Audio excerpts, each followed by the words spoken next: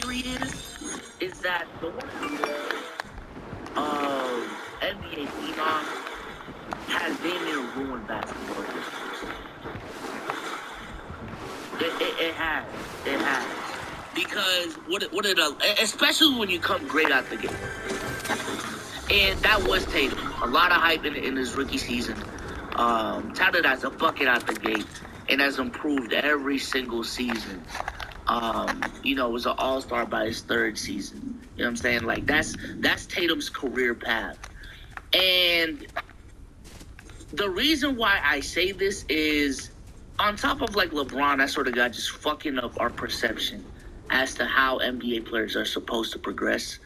And even then, like, I'll get into it in a second. What happens is you get players who are great out the gate. Oh, my God, this guy is him. First of all, that too. We are way too quick to put that him label on. Oh, my God, he's him, bro. He's averaging 14 points a game. Let's calm down. He's a 14 points a game. Let's just calm down. Can we just let players develop?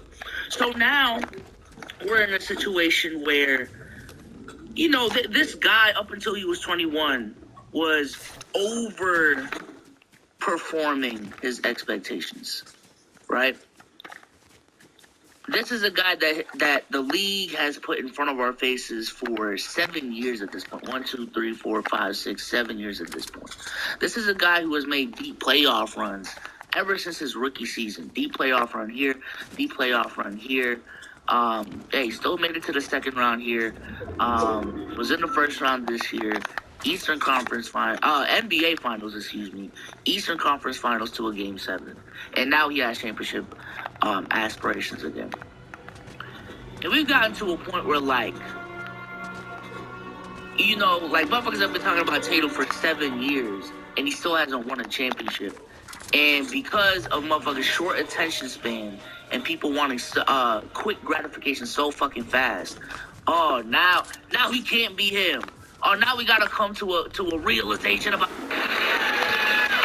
vaping addiction is nicotine, which can lead to all kinds of health problems, like prematurely aging your lungs to that of a 70-year-old. Don't miss out on life.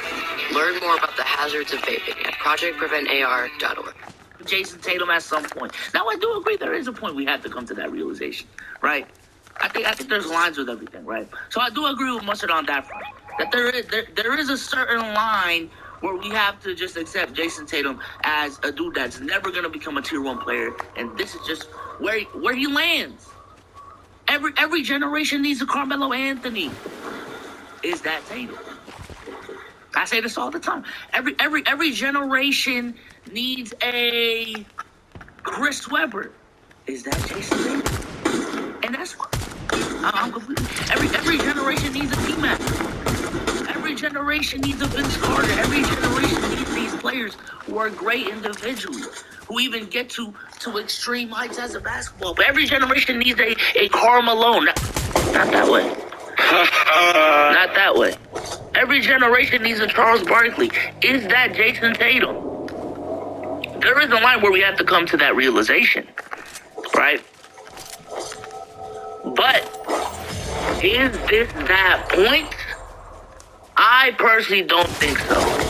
For this season, still there's a lot of basketball to be played. There's 50 more fucking games to be played. And from what I've seen of Tatum, he starts to heat up in the second half of the season. I ain't gonna lie. He usually has a slump around January or December.